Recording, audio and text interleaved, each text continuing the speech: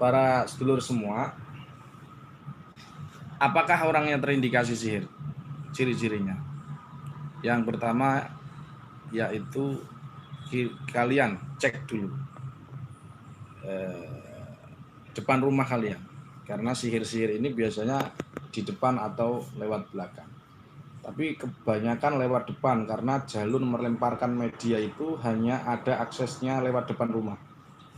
Karena yang di belakang itu kesulitan dia melemparkan, kecuali media-media melalui angin atau api, yaitu dia melalui foto. Itu tidak ada buhul di depan rumahnya, hanya dia maksudnya secara fisik tidak ada. Cuman kalau secara gaib ya tentu ada di depan rumah. Misalkan foto Facebook ya di download, kemudian dirapeli menggunakan pusaka yang ada kodamnya, bukan ditusuk di daerah dada misalkan saja ya, tentu dengan cok bakal, gorampe dan seterusnya. Kemudian tertusuk di daerah dada, maka nanti dadanya akan sakit. Dan itu sebenarnya tidak langsung. Jadi dia cara sihir ini bekerja itu adalah nanti secara otomatis di depan rumahnya ada tower, buhul secara gaib. Nah, kalau kamu cari fisiknya nggak ketemu. Jadi kalau kamu belajar mendohirkan buhul, ya ada kemungkinan berhasil atau tidak, karena ada buhul-buhul yang memang tidak kasat mata, tapi energinya ada. Yang terpenting itu harusnya adalah selama sinyalnya atau buhulnya hilang, itu sudah bagus, insya Allah sudah sembuh. Jadi yang dikutus itu ciri-cirinya apa? Yang pertama, dia ini melihat pot depan rumahnya ini aneh, tiba-tiba kering. Pertama kering, yang kedua adalah tidak tumbuh. Padahal tumbuh-tumbuhan yang lain itu dia normal, dikasih pupuk, kadar proteinnya terus dan airnya sudah cukupi, tetapi tidak tumbuh-tumbuh. Ini sama seperti tumbuhan-tumbuhan yang itu didiami, misalkan sejenis jin-jin yang jin-jin toyar seperti kuntilanak dan seterusnya, itu memungkinkan tumbuhan tersebut ada keanehan. Jadi kalau abnormal itu wajar, seperti sulit tumbuh, sulit berkembang ke atas dan seterusnya, karena terasa ada beban. Begitu pula orang itu kalau misalkan dia dirasuki orang, itu terasa dia ini bobotnya nambah. Nah, kemarin saya juga ada orang yang ketempelan, terus dia jinnya ini bilang, dia nggak sadar kalau tumbuhnya ini menjadi 5 kilo, tambah 5 kilo, padahal baru 2 hari. Dan ini wajar. Jadi ciri yang pertama adalah dia itu depan rumahnya ada sesuatu yang aneh. Misalkan ada pot yang dipot itu, tanaman dipot atau depan rumah ada yang kering atau tumbuhnya lambat. Itu memungkinkan dia terindikasi sihir. Tapi selain terkena sihir, bisa jadi juga yang kedua bisa jadi selain terkena sihir mungkin ya jarang disiram, atau yang ketiga ya kemarau, jadi ya kering gitu loh bro. Jangan otakmu sihir terus, dilihat dulu, ada diagnosa namanya taskes. Dan santet tidak ada santet kok dibilang santet. Itu yang pertama. Yang kedua adalah lampunya sering mati. Nah, biasanya lampu yang mati itu lampu yang di sekitar buhul itu. Dan kalau terkena santet pun itu ya kamar-kamar yang cenderung dekat dengan buhul. Karena jin ini bodoh. Apa maksudnya bodoh? Misalkan ini, jin ini disuruh nyakiti satu orang, misalkan namanya Fathul Huda gitu kan. Ini santet Fathul Huda, lalu karena ini kumisnya terlalu nantang seperti celuritnya PKI ini, dia ini sombong gitu kan. Nah, misalkan saja disantet, yang disantet Fathul Huda, tetapi yang terkena itu anaknya, istrinya. Nah, itu karena jin itu bodoh, tidak pernah kuliah. Jadi kalau ibarat Pak Pos itu salah alamat terus. Itu loh. Makanya ada istilah santet nyasar, ya memang betul. Begitu loh. Nah, lampunya sering mati. Nah, cara deteksi bahwa di situ tidak saya terbuka dia itu. Nah, cara deteksi itu buhul atau karena jarang disiram adalah gampang. Orang yang suka pusing di rumahnya itu, ya kan? Misalkan kamu tuh depan rumahmu kering kan, potnya kan kering, atau tumbuhannya kering, nggak ada, tumbuhannya kering. Maka yang suka pusing kepalanya di rumahmu itu suruh ngecek, baca Al-Falaq Anas, tiupan ke tangan, gesek, terus diarahkan ke potnya. Kalau tangannya nanti tiba-tiba duduk begini, putar gini. Pejamkan mata. Kenapa pejamkan mata? Bukan berarti terus pejamkan mata ini untuk tujuannya menyamakan frekuensi. Kalau kita menampakkan mata begini, maka itu alam syahadah yang terasa. Alam kita, alam dohir. Tapi kalau pejamkan mata ini lebih cenderung nanti bisa ngetren ke frekuensi alam jinnya. Jadi sehingga nanti akan terasa energinya. Nah, di situ langsung ditandai aja, ditandai. Terus yang kedua, di depan rumahnya adakah lampu mati? Gitu. Nah, mati lampu pun itu tidak semua karena santet. Bisa jadi karena kamu nggak bayar listrik. Gitu. Jadi lihat dulu pulsanya. Jangan tiba-tiba santet aja. Kan begitu. Oke.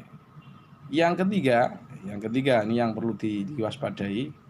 Dan ciri lampu yang terindikasi sihir itu bagaimana? Lampunya itu tidak langsung pet. Nah, saya ulangi, lampunya tidak langsung pet. Jin itu tidak terlalu kuat loh, para dulur-dulur sahabat. Jadi dia ini tidak kuat. Dan siapa yang memberi info kita bahwa jin itu tidak kuat? Ya Allah sendiri. Inna kaida syaitani kana dha'ifa. Jadi dia kalau mematikan lampu itu caranya tit baru 3 hari kemudian baru mati plus. Nah, begitu. Nah, kalau saya sering mensarankan kalian adzan langsung. Ketika lampunya loh rumahku langsung cari buhul. Kalau itu memang sihir, bukan karena jin masuk ya. Tapi kebanyakan itu karena santet ya. Tapi kalau kalau jin mergo rumahnya sendiri, itu biasanya ciri khasnya dia sembunyi di kamar mandi. Berarti kalau di kamar mandi sering mati lampu, itu jin bukan kiriman, biasanya memang jin asli rumahmu, begitu loh. Kemudian setelah solusinya diadani. Kalau tidak diadani, kemarin saya sharekan surat Nabi. Nanti sampai tinggal browsing ada surat Rasulullah untuk bangsa jin. Itu tempelkan 3 hari di sekitar lampu, insya Allah jadi cekel kayak ini berarti oke. So lanjut surat Nabi. Jadi setelah 3-4 lampunya dicek itu kok ada yang mati, berarti kemungkinan ya memang ada khodam di rumah panjenengan semua, sudah santet. Yang ketiga adalah ular. Dan ini tidak setiap ular ya.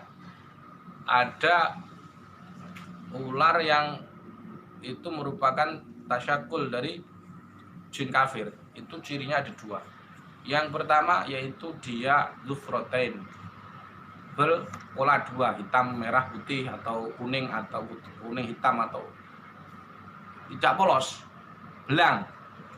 Yang kedua adalah abtar, kecil tapi berderik. Beda dengan ularmu kan kecil tapi modon. Itu beda, itu bukan kodam santet, itu mah karena dia lagi mahalul qiyam. Jadi ular ini jelmaan jin itu bukan sugesti atau bukan mitos atau tahayul bid'ah dan khurafat. Tapi memang al-hayatu masakhatil jin. Di ular itu jelmaan jin. Jadi ada muncul ular, dan pastikan ayul hadirun, kalau kamu ketemu ular di rumahmu diusir 3 hari, kata Nabi. Diusir, dimatikan tidak apa-apa, tetapi diusir dulu, diperingatkan 3 kali terus dimatikan tidak apa-apa kalau dia membahayakan. Dan kalau dia mati, maka secara otomatis sebenarnya ular yang jin yang jadi ular itu kondisinya dia sedang lemah. Kenapa? Karena dia menerobos fitrah. Fitrahnya jin itu alam gaib, tapi dia menembus alam syahadah, maka itu adalah kondisi di mana kondisi terlemah jin. Maka kamu pukul dia mati, maka dia akan mati. Mati sungguhan. Gitu loh. Jadi yang keempat adalah kena ada ular di rumahmu. Yang kelima, yang terakhir itu ciri rumahnya sering cekcok, rumah tangga sering cekcok, ini salah paham, tiap hari padu, tiap hari cekcok, ada salah didik, istri lihat suami pengen marah, suami lihat istri pengen marah. Nah, itu ya juga kemungkinan ada kalanya sering marahnya suami pada istri, itu kemungkinan dia terkena sihir asli, juga bisa jadi karena dia terkena sihir janda. Nah itu kalau sudah terkena sihir itu paling mematikan. Jadi harus banyak, tidak cukup diruqyah, tapi kalau bisa ya harus diawasi CCTV terus biar tidak sembrono. Itu saja saya kira ciri khas orang yang terindikasi sihir. Kemarin itu di Kudus itu alhamdulillah baru nyampe, saya tanya apakah di rumahnya, mungkin kalau dia nonton tak tanya dulu, tak tanya itu di rumahnya ada enggak tanaman yang mati. Oh iya mati Gus. Terus kepalamu pusing? Iya baru pusing. Nah kalau sudah kepala pusing, punggung berat, tulang ekor panas, itu sudah seminggu lebih. Jadi itu langsung ruqyah mandiri, jangan share foto ke saya, langsung ruqyah mandiri, insya Allah. Caranya cukup mudah, cukup dengan Al-Falaq An-Nas. Saya ulangi, caranya mudah, cukup dengan Al-Falaq An-Nas. Yang lampu mati, bacakan Al-Falaq An-Nas 7 kali, bacaan terus diadani. Tapi fokus kita bukan ke jinnya, fokus kita ke media santetnya. Yang di depan rumah itu bacakan Al-Falaq An-Nas 7 kali, siramankan ke situ atau cari digali lah.